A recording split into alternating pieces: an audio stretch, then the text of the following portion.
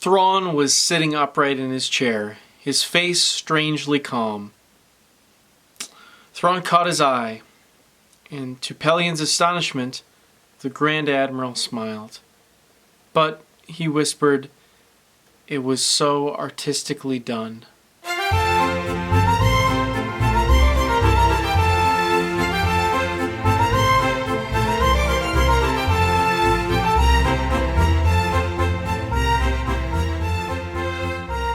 Hey guys, today we're taking a look at the third book in the Thrawn Trilogy, The Last Command by Timothy Zahn. Like I said, this is the third, so it's the final book of the Thrawn Trilogy. And wow, this was a fantastic trilogy of Star Wars. Let's get into it a little bit. I'm hoping to do a little bit of an intro and just basic non-spoiler stuff, and I'll do a little bit of spoilers at the very end. So a little bit about the author. Timothy Zahn has written a number of books. He's best-selling author for the Star Wars franchise. He's most well known for this trilogy, the Thrawn Trilogy.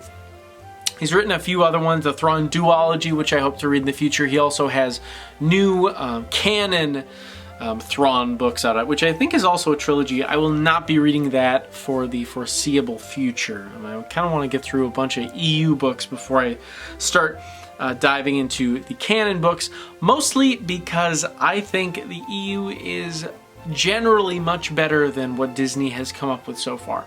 With the exception of Rogue One. That's an excellent movie. But anyways, I could complain about that, but this is neither the time nor place. So what is this book about? This picks up right where we left off last time. I can't really say too much without spoiling everything. I will just say it's a continuation, and what a fantastic finale to this wonderful trilogy. In my head, it is truly the true sequel to the original trilogy. Pros and cons. I don't really have much for cons. There's only one thing about the spelling of one of the characters, but I cannot say who the character is because that may spoil it. There's two U's in his name, I'll just say that. Pros, this is just a fantastic book. Read it. Would I recommend it? Totally. Obviously read the first two books, but the Thrawn Trilogy is excellent, especially now that I can say it.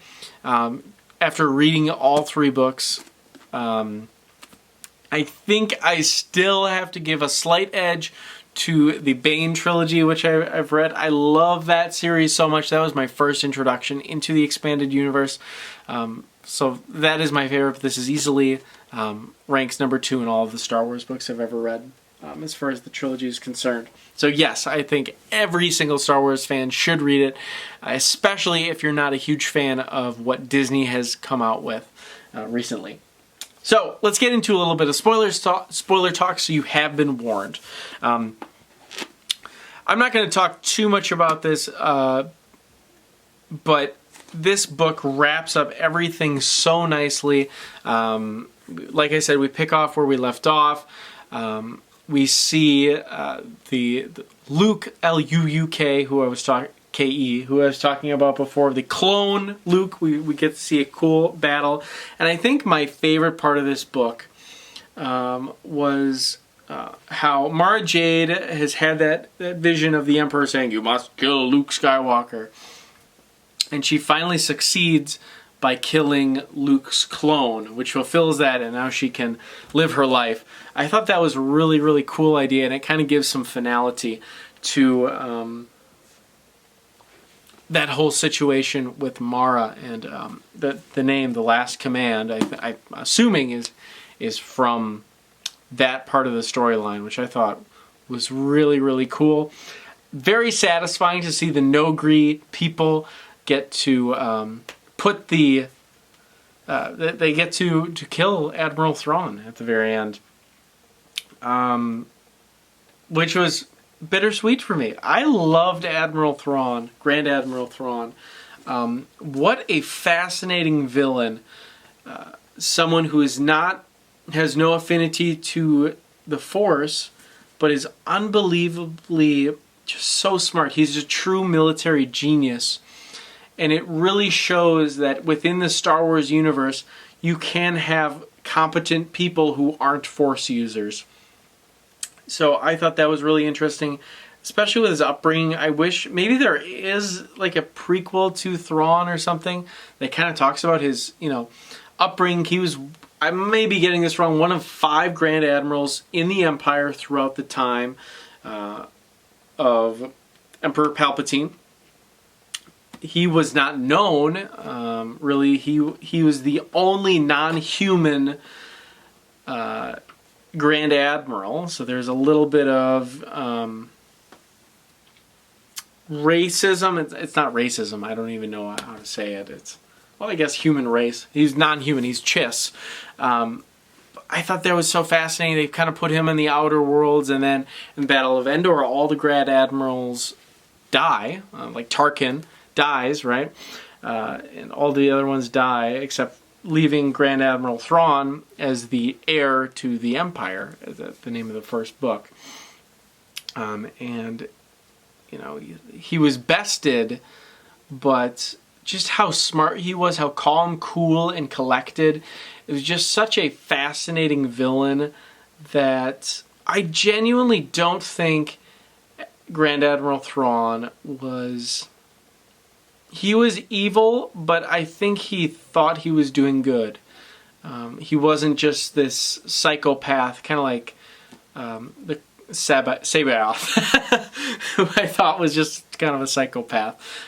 Interesting with his demise at the very end and all that stuff as well.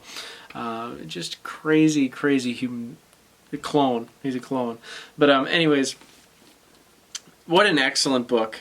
What an excellent trilogy. I'm so happy that I read this, and in my eyes, this is the true sequel to the original Star Wars trilogy. I'm so glad I've read it, and I hope to read it in the future. I actually listened to this whole trilogy on Audible.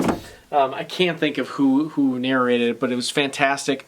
Really loved all the added sound effects. It really makes you feel like you're within the book rather than just someone reading it to you. It just... The narration of it was absolutely fantastic. So if you're not maybe as much of a reader and you want to get into it, I had a great time. I drive a lot, so it was really nice getting to just listen to that on Audible. But yeah, I love this book so much.